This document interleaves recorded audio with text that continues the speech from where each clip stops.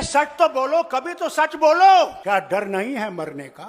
जो आया है उसने जाना है। वहां तुम्हें अमित शाह नहीं बचाएगा, वहां तुम्हारे ये झूठ बोलने वाले मिनिस्टर नहीं बचाएंगे। वहां भगवान होगे और तुम हो। एक तरफ से तुम्हारी सच्चाई होगी और एक तरफ से तुम्हारा झूठ होगा। वही हाल मेरा होगा, वही शरद पवार का होगा, वही आपके मुख्यमंत्री का भी होगा। वहां कोई बचाने वाला नहीं, जो करोगे वही बचाए। हमारे यहाँ भी एक जमाने में फिरौन होता था और फिरौन अपने आप को खुदा कहता था।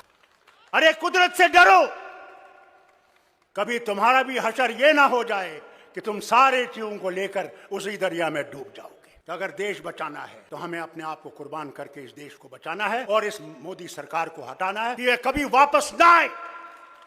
मैं इनसे कहता हूं, अगर ये वापस आएंगे तो अल्लाह ही जाने इस मुल्क का क्या होगा, वो खुदा ही जानता है। आपको गुजरात में हराएंगे इस बार, आप लिख के ले लो, लिख के ले लो।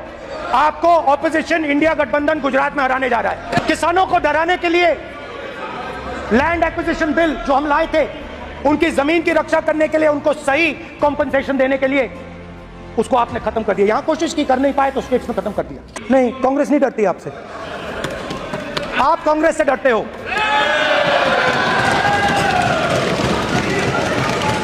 हिंसा, नफरत, माइनॉरिटीज के खिलाफ, मुसलमानों के खिलाफ, सिखों के खिलाफ, क्रिश्चियंस के खिलाफ।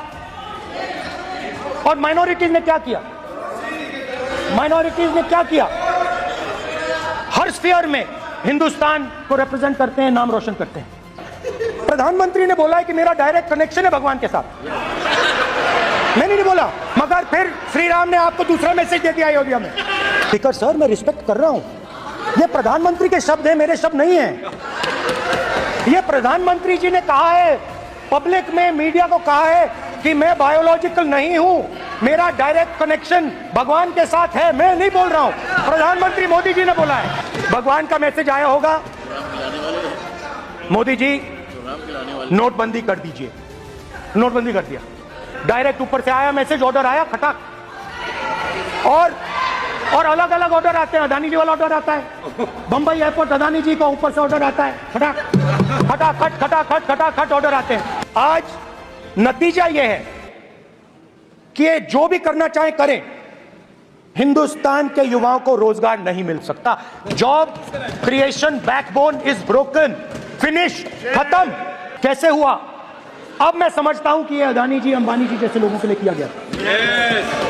ये रास्ता साफ करने का तरीका था। आप किसी भी छोटे व्यापारी से पूछ लो, किसी भी स्मॉल मीडियम बिजनेस ओनर से पूछ लो, ये आपको बता देगा। गुजरात में मैं गया, टेक्सटाइल ओनर्स के साथ मेरी बात हुई। मैंने उनसे पूछा नोटबंदी क्यों हुई, जीएसटी क्यों हुई? साफ बोला, अरबपतियों की मदद करने के लिए जीएसटी और नोटबंदी की गई है। नरेंद्र मोदी जी अरबपतियों के लिए काम करते हैं।